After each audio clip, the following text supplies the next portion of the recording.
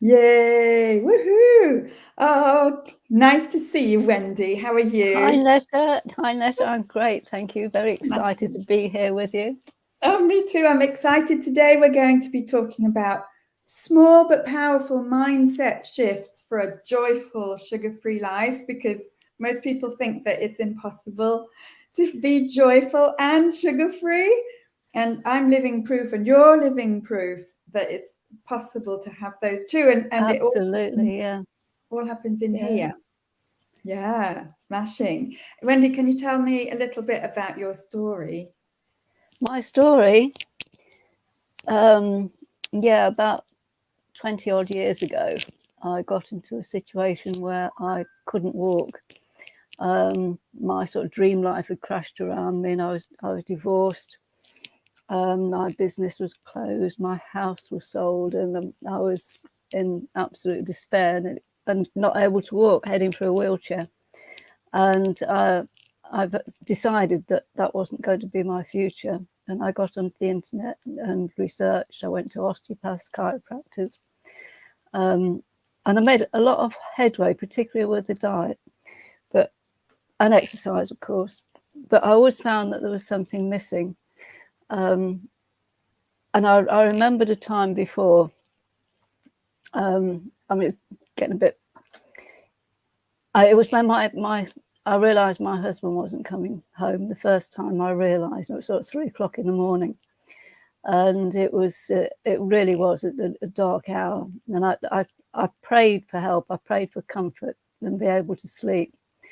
And I felt as if strong arms were being wrapped around me. I felt such comfort. And before then, I'd not even, I couldn't imagine how I could live, even whether I wanted to live. Yeah. But I got to sleep, and the next morning I woke up and I had the most profound sense of gratitude for my life. Oh, Um, and I knew I would be able to cope. I knew I was going to be able to rebuild my life and have a fantastic one. But as the years went by, you forget, and I was running a garden design and landscaping business, and I was out doing the landscape, and I completely wrecked my back. And then I was in this situation where I was despairing, thinking that I was going to go in a wheelchair. And I thought back to this time, and I thought, can gratitude help me this time? It was a gift before, but I thought, can I take it with both hands and really concentrate on being grateful for the future that I want? yeah. And I focused on what I really did want. And that was running down a beach free, bare feet, where the warm sand meets the waves, just that little bit of warm water. And I imagined myself running down that beach. And it took me 5 years, but I did it. And it was it was just the power of gratitude that got me there. Wonderful. So that's basically it. Let's cut it short. Amazing, amazing. And now, how old are you now? Can I ask? Yes, I'm 74. 74 Yeah. and in good health, sugar-free? 95% sugar free, I would say. I still need a lot of help. One of the main problems is I try to be vegan as much as I can, and you don't get the same density of nutrition, or density of calories. You get loads of nutrition, but you don't get the really dense calories. So I do the intermittent fasting. I don't eat after 6, and I usually have breakfast at about 11:30. Because of what I eat, it doesn't. I couldn't live just on one meal. So I'm having a lot of dental work done at the moment as well, so I'm not all that good at chewing. So sometimes a biscuit or a cookie, to put it in American, dipped in a cup, in a cup of hot water, because I don't drink tea, Right. is just the thing. Fine. So, but with a bit more help from you, Netta, I hope to make it 100%. Well, it's all good. I mean, gosh, you've made huge strides, no pun intended, because now you're walking. Absolutely. Yeah. Yeah. And so now you're kind of an expert in gratitude and Yeah. mindset and this Yeah. positive attitude that I love about you and Yeah. things that you teach. So can you tell us a bit more? And I invite people to ask their questions about what you're going to tell us a bit about how our mindset and positive attitude can influence our lives, and especially our sugar-free lives. Yeah, I found it was focusing what I wanted. You know, I made a set of flip cards. I made a set of 6, and this was the first one. So that was what I didn't want. Yeah, I did not want a wheelchair. I mean, people say you shouldn't think about what you don't want, but I found it really helped. So that was what I didn't want. And what I did want was running along the beach. Yeah. Yeah. I put these on my fridge, you know, so I could have it that way up and look at a jam donut and think, do I want you and that, or do I want to put the donut away and have that, you know? And So the joyful one is in colour, and the wheelchair is black and white. yeah. That's me. Yeah. And that's, you know, that's what the donut meant. I mean, I use donut figuratively. It could be anything, you know. Yeah. Just something. I think I told you before about the donut machines in I live not far from Southend-on-Sea in the UK, which is a very famous sort of resort. It's where the Londoners go. And they have these donut machines, and you can watch the donuts. They come out like a little smoke ring, come out the machine, they drop into the hot oil. They go all along the way. They're picked up on the conveyor, and they go round on the conveyor, and then they go off the end and drop into flavoured sugar. And they're tossed in the flavoured sugar, then put in a bag, and you eat them hot. So it's quite a temptation. And I do every now and again. I do. If I take the kids over to Southend, I will have a donut. Fair enough. You don't, you know, so be it. And how does it make you feel when you have this sort of vision of what you don't want? In your case, it was the wheelchair. Yeah. In relation to something or others, probably sugary, that you would want to eat, do you feel like you're restricted, or do you feel like you're more liberated? No, absolutely not. Because as I say, in the case of the donut, and say I love ice cream, and if I go away, I'll have, say, 2 or 3 ice creams in the year, and they're the best ice creams. You know, they're not average. They're homemade. Well, not homemade, but proper artisan ice creams. Right. And I look forward to it. And 2 or 3 ice creams a year is fabulous. But I know if I ate them 2 or 3 times a week, that's what I would be looking at. Yeah. And it really focuses the mind. It's a bit like setting the sat nav. If you want to go somewhere, you put the destination in, and then you get directions to get there, don't you? You don't put your home address in if you want to go somewhere, do you? You don't stay as you are. Right. You need. I found that I needed that to work towards. Yeah. Sounds great. Smashing. Yeah, that's a great way of sort of, you know where you could go, but you choose to go somewhere else. Is that right? Absolutely, yeah. Yeah. Because it feels like that gives you the power to choose. Absolutely, it is an absolute choice. Yeah. And it's building up on the little things. So every time you make a decision, you think, well, is that decision going to take me in that direction, or is it going to take me in that direction? Yeah. And it's all the little things that add up to the big things. And does it feel sort of heavy having to make all these little decisions all the time? Not at all, because I've got I look at that, you know, and that is just so joyous. And I mean, I've got several of these. I mean, one of them is going to, because I couldn't work, business was closed. Yeah. And I knew if I did, this was what I was going to get, you know. An empty bank account. Yes. An empty bank account. Yeah. So on the back I put, getting the right way up. Look. Oh, a healthy bank balance. Yeah. And does it feel to you like I'm gonna have these objectives or this vision of where I want to go? And does it feel like, but I don't know how to get there? Or does it feel like I'm gonna make sure I find a way to get there? I had no idea I was going to get there. Absolutely no idea at all. And It so, how was did you get there? Like from the possible wheelchair to the running on the beach. I mean, all figurative. Well, wheelchair wasn't that figurative, but no, and I did run down the beach as well. It was just seeing it, visualizing it, and just feeling it. You know, they say you've got to use all your senses. You've got to listen to the waves. You've got to smell the ozone in the air. You've got to feel that warm sand and water. You've got to feel the sensation of running and just feel such profound gratitude for it. You don't have to worry how it's going to happen. But and then to be tempted by some sort of food that you know is going to stop you doing that, it gets unthinkable in the end. You get so concentrated on the joy of what you're going to achieve that these things stop being a temptation. It did for me anyway.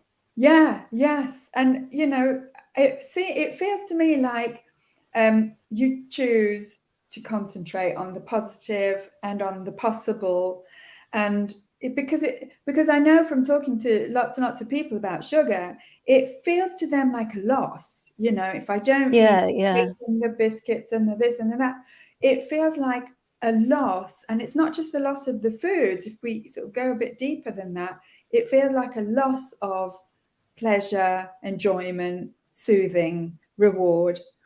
And what I am hearing from you, it's that your vision of where you're going, that destination, there's no loss. Oh, absolutely. No, there's only gain. Yeah, and you can have fabulous food without having sugar in it. Yeah, that's what I Yeah. found. But it's really difficult to imagine that before we're actually free, sugar free, free being the operative word. And everything tastes so much better. I had some raspberries today. They just came with the shopping, though, just a punnet of raspberries. And they were like taste explosions, you know, they're far better than any ice cream or any, you know, chef prepared dessert you could imagine. They were big, plump, juicy raspberries. Absolutely incredible. And your taste buds get so sensitive, don't they? And so discerning if you stop eating sugar. Yeah, your taste becomes a lot more sensitive. And for where sweetness is concerned, it just takes a lot less to Yeah. to really taste the sweetness. And then after a while, for me at least, it doesn't take much for my taste buds to be overwhelmed. It's actually unpleasant, too much sweetness. Yeah. Yeah. And then, and as you say, you know, what I'm hearing from you is you learn to appreciate, you know, the little things. Yeah. And you could say, you know, it's not a little thing to be able to run on the beach when the alternative is to be in a wheelchair. That's not a little thing. Absolutely. Yeah, I still run now. During lockdown, I used to go for a 20-minute, about 3 times a week. I'll go for a little run. Yeah, And that's I'm learning to amazing. dance the jive. That's fantastic. Yeah. Fantastic. And for the people watching, I'm going to ask you if you want to share with us in the comments what little things that you appreciate in life. You know, because for me, it can be, for example, talking to you, you know, and talking to other people who we get each other, right, where sugar's concerned and all sorts of other things. And it can be just like it's a really sunny day here today. So it's just sitting or walking in the sunshine, you know, because people ask me, what do you replace sugar with? And these are the things that I replace sugar with. Listening to a podcast, listening to music, playing with the cat, you know, who's just discovering the outdoors as a new, because he's not even a year old. And all these little things, and delicious food, all these little things we appreciate in life. And at some point, it feels like we're just crowding out sugar. Like there's no more room for sugar because we're already happy and enjoying life. Is that true? Life is just far more enjoyable if you don't eat the sugar, because I mean, sugar makes me feel terrible. So there's no enjoyment there at all. I mean, there's No, it makes me feel awful. Made you feel awful, but the taste now does it still taste good? No, it tastes. I must admit, as I say, I do eat the odd cookie, but I had an occasion to taste someone's tea the other day. It must have been one of the kids, and I just tasted it to make sure it was, must have been one of the little ones. It was the right temperature or something. And it was quite sweet, and it tasted like poison. It tasted awful. I mean, it must have been sort of 20 years since I've tasted tea. Funny, But isn't I it? used to drink it a lot. It's funny how your tastes change. Yeah. And I appreciate now, like I just had a bit of a green apple, and that is one of the least sweet apples. Yeah, yeah. You know, and it was just like, just appreciating that taste. Yeah, yeah. Without needing the sweet taste for any other reason than it, you know, I just wanted a bit of apple. Yeah, yeah. Yeah.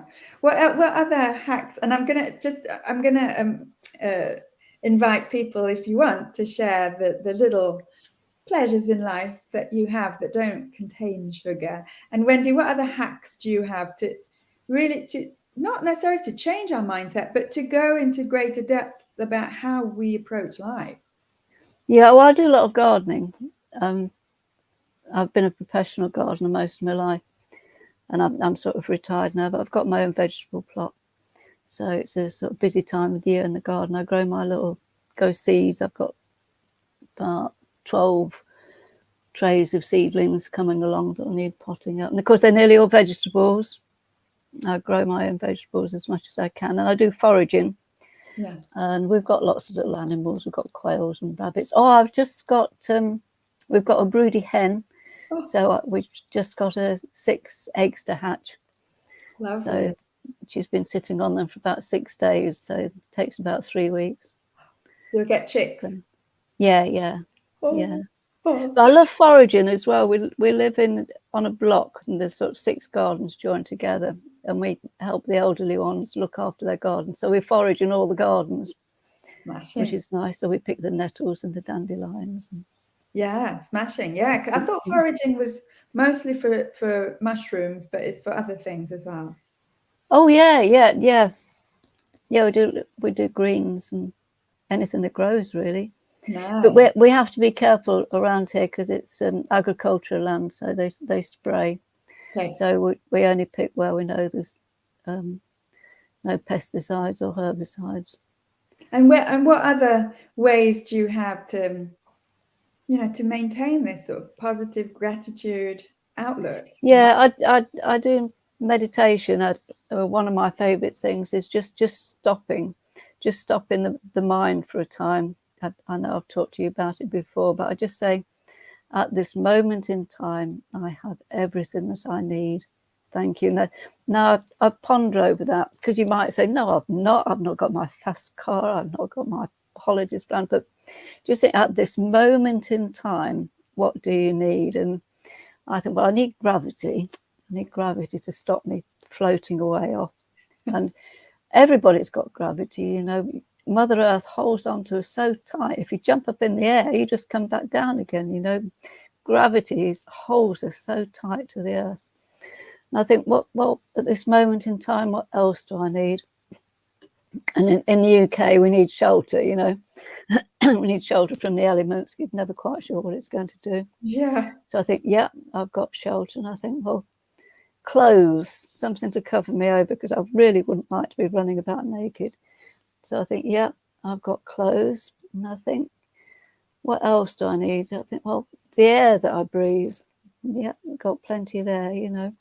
So just sit and I think and appreciate all those things that I've got, and just give my mind a break to think what I should be doing, what I should have done, what plans I should make, what anxieties I've got. Just stop and just think, at this moment in time, I have everything that I need. Thank you. So it's just like a little mini break. It's very powerful, isn't it? Very powerful, because it reminds me of when I did yoga and the sort of the meditation at the end of the yoga class, where I used to just do my shopping list in my head, quite frankly. I was rubbish at it. I could never do yoga, yeah. Yeah, I mean, it was, I could do the yoga, I could do the asanas, the positions and stuff. Yeah, yeah. When it got to the quiet bit at the end, where you're just sort of meditating and that's when your brain kicks in, yeah. Yeah, and my brain was like, woo, all over the place.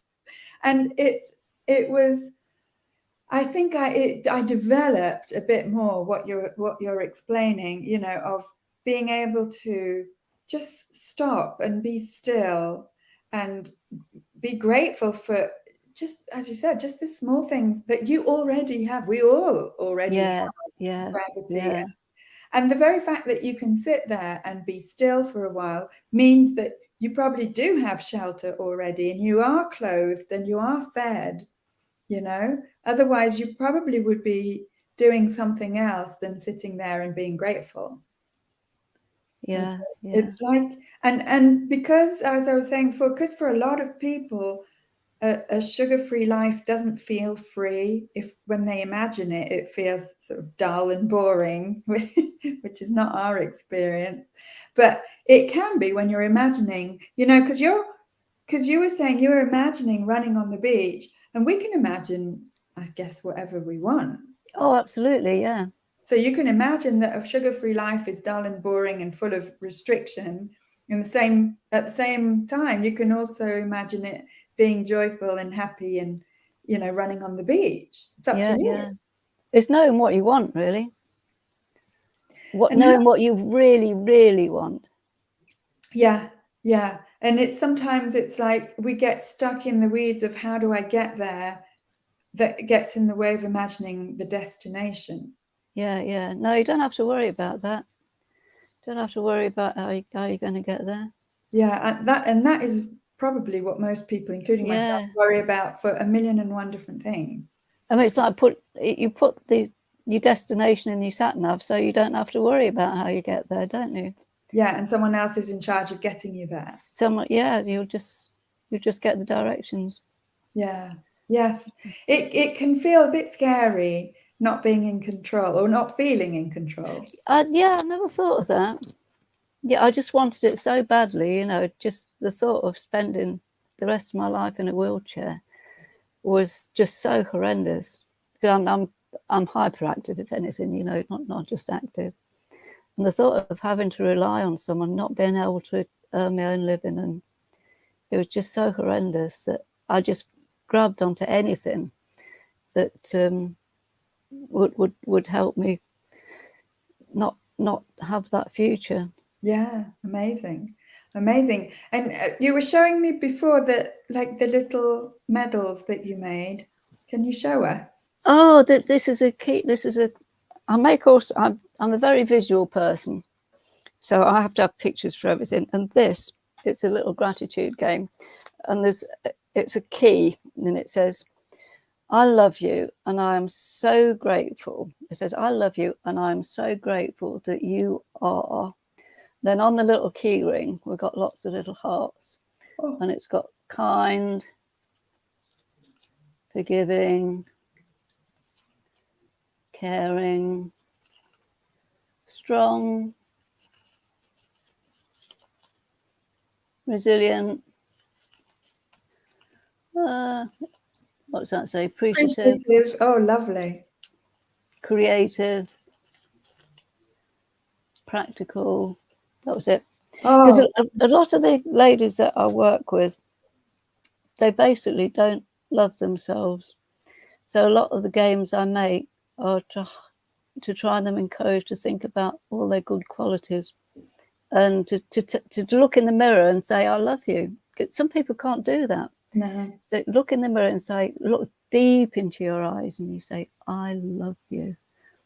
And a big smile. Yeah, I love you. Yeah. And you've got to do that several times a day, you know. You know, it's really difficult for a lot of women, and not exclusively women, but a lot of women and a lot of mothers find it really, really difficult to say that they love themselves and to feel it. It's almost like we don't give ourselves permission because we have this role of caretaker, looking after everyone else first, and whatever's left over, if anything, you know, is for us. And what I found to do with people who have trouble letting go of sugar, I won't say giving up because it's not actually giving up, it's letting go, is that it means for a lot of people, not just the sugar that has meaning for them, it's all these things. It's, it's how am I going to get love if I don't eat these types of foods? How am I going to get comfort if I don't eat these types of foods? How am I going to get, reward and all these basic human needs that we project onto these types of foods? And so if I come along and say, yeah, no, you can, you don't need these foods, they're like, but I do need these things, because what I need is the love and the gratitude, and the soothing. And so we're very connected to whatever it is. In our case, with people that I help, it's sugar that represents all these things that in some cases that we're lacking within ourselves. Is that does that make sense? Yeah, because I mean, parents say, if you're good, you can have some sweets. There it is. Every parent says every child. And so you get to think, well, the only way I can prove that I'm good is, that I'm appreciated, that I'm loved, is to have some sweets and eat them.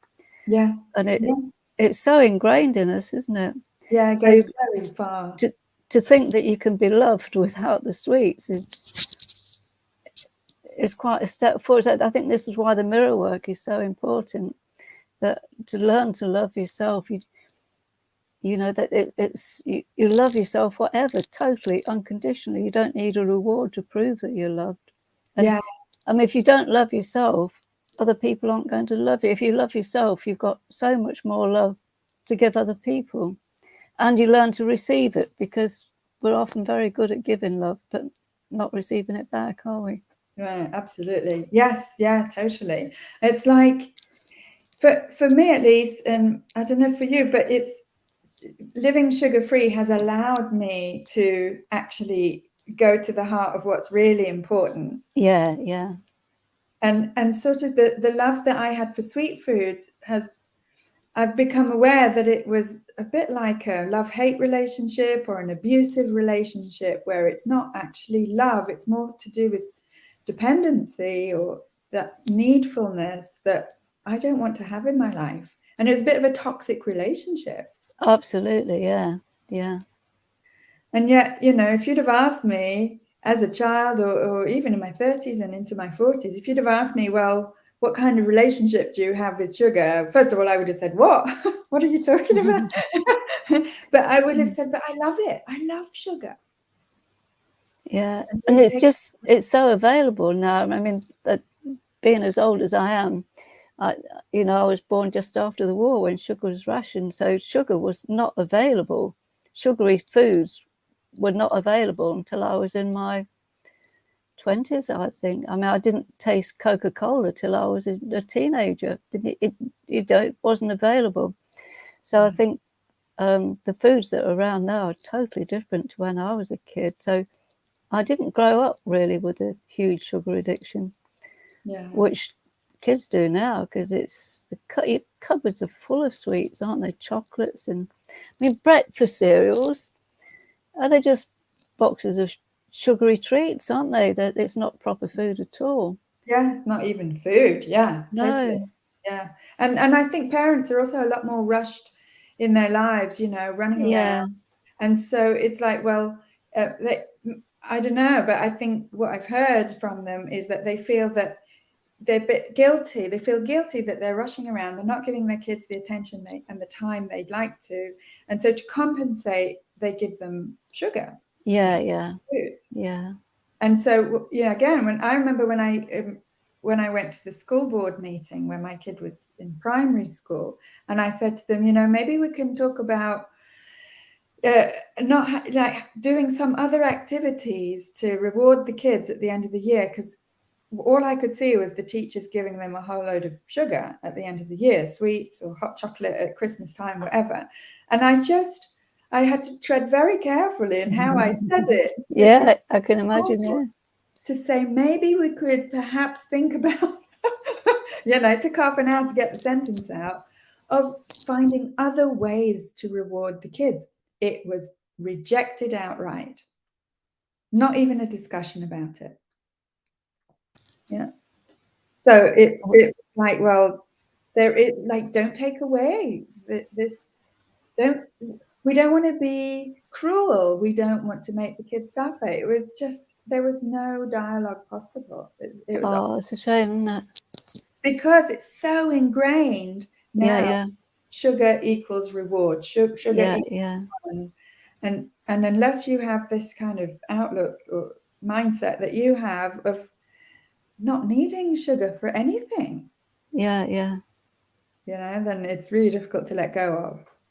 Yeah, and it's not just the sugar, it's the wheat and everything that comes with it. It's refined carbohydrates, isn't it? Not just the processed sugars. Yeah, it's all mixed up together, and Yeah, I mean, yeah, you could. I've got plenty of people that say, "Well, I don't eat any sugar, but I eat," and then we have a whole list of other foods that might as well yeah, be yeah, sugar. Yeah, and yeah, even with so-called healthy foods, the thing is, I don't think any food is inherently healthy, unhealthy, good or bad, but it's how we use it.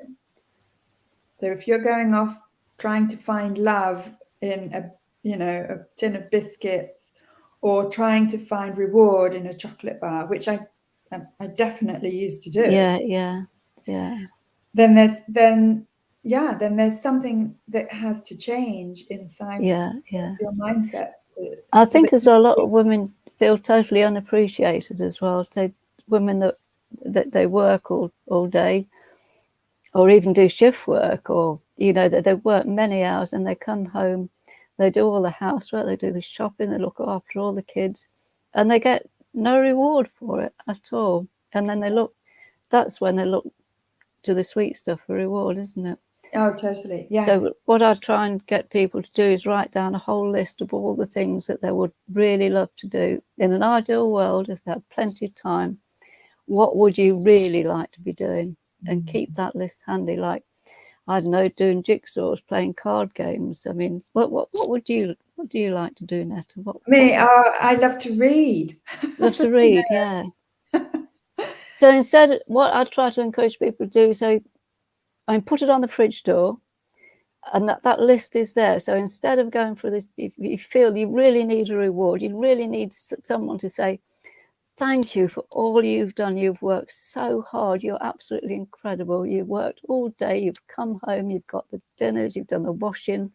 You do the washing up. You're going to prepare the kids' lunches. You really, really need a reward. What would you like to do for 10 minutes this evening? If you've only got 10 minutes, what would you like to do? And if it's just sit down and read a book, yeah, or whatever you like to do. So instead of going to the fridge and getting the sweet stuff, just plan, right, as soon as I've finished, as soon as whatever I'm doing now, I'm going to reserve 10 minutes, half an hour this evening, and I'm going to do that, and look forward to it. Smashing. Yeah. I mean, I love painting. I've got an iPad Pro, and it's got a pencil with it, and it's got a drawing program on it. It's absolutely phenomenal. Oh, And that's one of the things I reward myself with, just do a bit of drawing on the iPad. fantastic. Yeah, but first is knowing what you love to do, which we sometimes sort of lose sight of. We lose, don't we? We work so hard and we put everyone in front of ourselves, don't we? Don't even think that we need to do something that we enjoy. Exactly. So there's sort of reclaiming, Yeah. what do I like? How about me? Hello, where did I go? Yeah, yeah. And then the second thing is it doesn't actually need to be a huge thing that sometimes it's like, oh, I really like, fill in the blank, but it requires such a lot of time and effort and preparation. But, as you said, it can be just a 10-minute thing. Yeah, You yeah. can sit down with your iPad and do a little sketch and get lost in that for just 10 minutes. And yeah. that's enough. It's enough. And it's the anticipating it. It's knowing that, yes, I do deserve a reward. I have worked so hard, and this is how I'm going to reward myself. Yeah. Yes. And what I feel since it's sort of like it started for me when I went sugar-free, that I found myself finding myself. Yeah, absolutely. Yeah. And then I sort of perfected it, as it were, over the years, because sugar wasn't getting in the way of me looking after myself. So yeah, and yeah, self-love is part of it. That's Yeah. positive attitude, and not a positive attitude of sort of not being realistic. In fact, what I see from what you going back to the beginning when you were imagining running on the beach, I mean, that's realistic. Oh, You, yeah. you couldn't do it at the time, but that's a realistic kind of vision to have. Yeah. It's not like, you know, you're not wishing for something totally off the wall. Yeah. And so sometimes also we feel that we can't imagine what we want because, you know, it's just, come on, it'll never happen. And then all of these sort of other voices dampen it down, you know. Yeah. And I remember thinking, I want to get the message out there about sugar and impact thousands of people. Didn't know how I'd do it. Got the podcast. Phenomenal podcast. Yeah. How many views have you had now? It's had over 120,000 downloads in a year. Wow. Yeah. Wow. It's not 120,000 people, but it's still, downloads. Yeah, thousands of people. And so I'm like, well, I had this vision of something I thought was impossible. I couldn't imagine how it would come to be. And then a year later, here it is. It's fantastic, isn't it? But if and it's not just me, but I mean, it's just an example for people watching. If I hadn't have had this kind of vision, image, I wouldn't have been able to reach it, because you can't reach absolutely this. And I wouldn't have met you, and you wouldn't be helping me. And vice versa. Yeah. Yeah, that's fantastic. Wendy, if people want to get in touch with you, how can they find you? How can they find me? I've got a website. It's the gratitude.place. I'm on Facebook under Wendy Straderick, or again, the Gratitude Place. On Instagram.